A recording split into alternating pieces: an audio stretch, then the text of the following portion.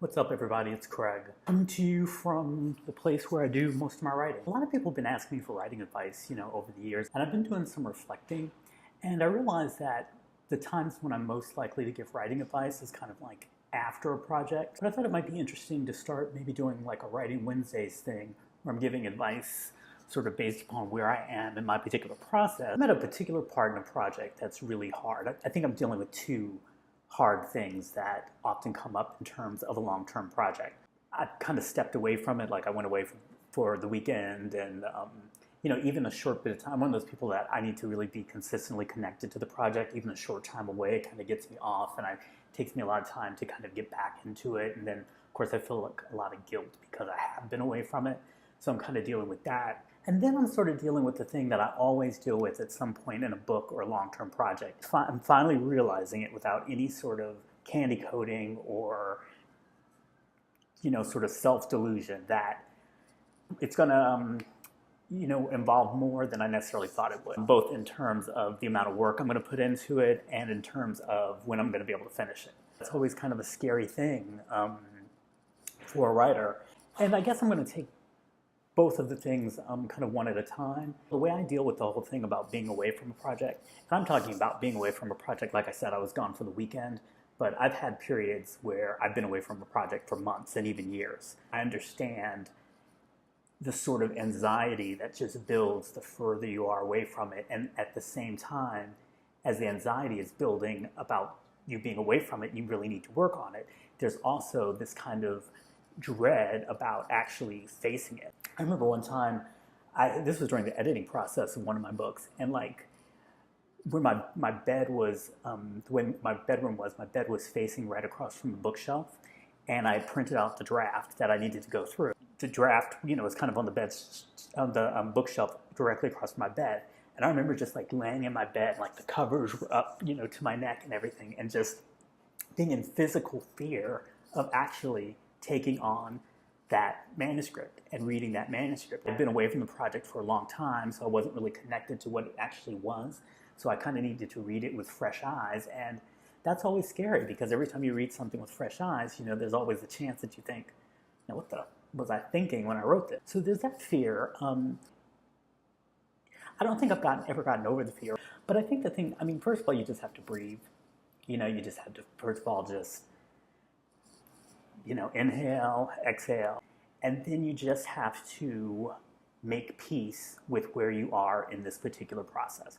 It's that Chinese proverb. I hope it's a Chinese proverb. It's whatever. It's an internet proverb because it's all over the net. But it's that whole thing about the best time to plant a tree was 20 years ago, and the second best time is today. So I think I think that acceptance is really just an important thing. Another thing that you can do that's worked for me sometimes I do it, sometimes I don't, is just sometimes it's easier for us to handle small increments of time. If you've been away for something for a while and you have a lot of anxiety about getting back into it, maybe you say, okay, I'm going to work on it for 15 minutes. 15 minutes is a lot less scary than this kind of ambiguous idea of how long it's going to take you to finish the manuscript. Can I work on this for 15 minutes?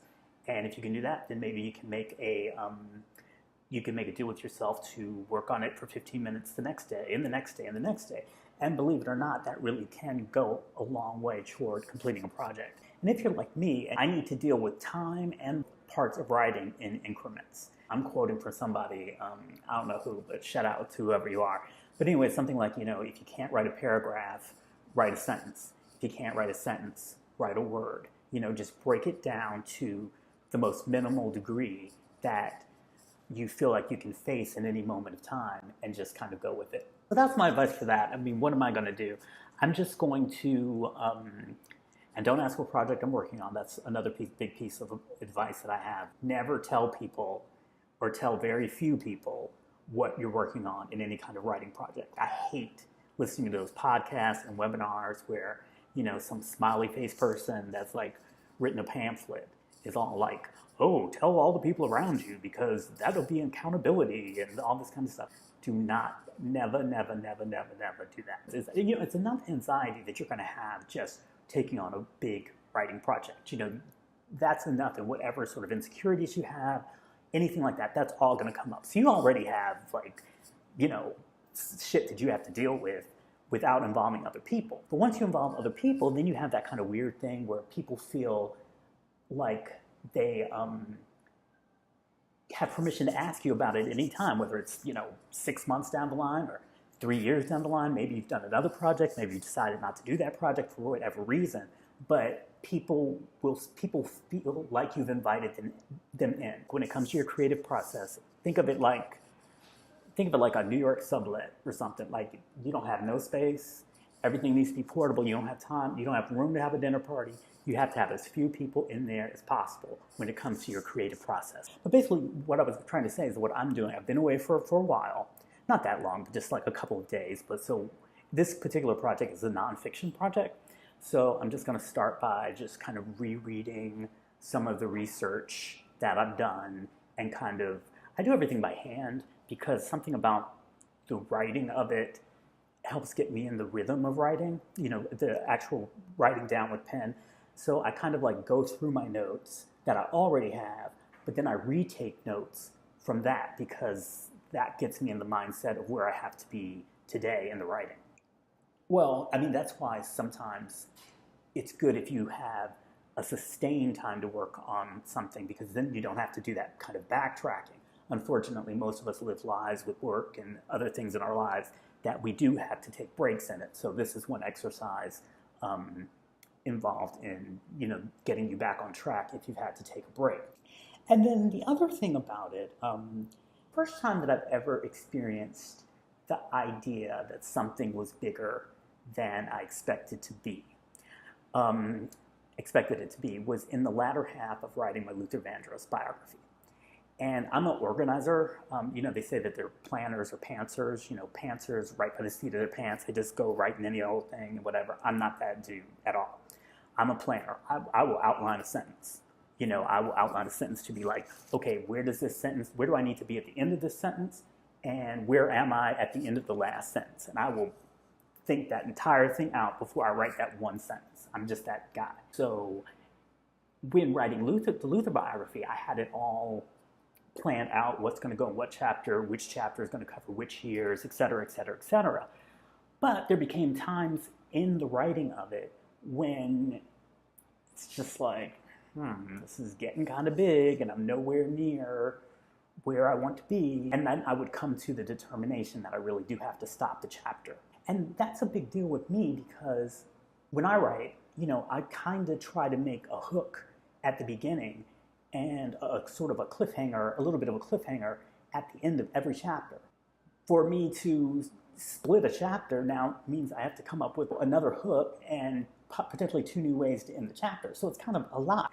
But I just feel in that way you just have to let the process take you where it takes you, and you just have to breathe and just go forward. A lot of people will say things like, if you're taking longer on a project than, I don't know, you said you were, and that's your fault in the first place for telling people that you're working on it. But anyway, if you are in a position where you're taking a little bit longer than you expected, a lot of people will accuse you of being a perfectionist.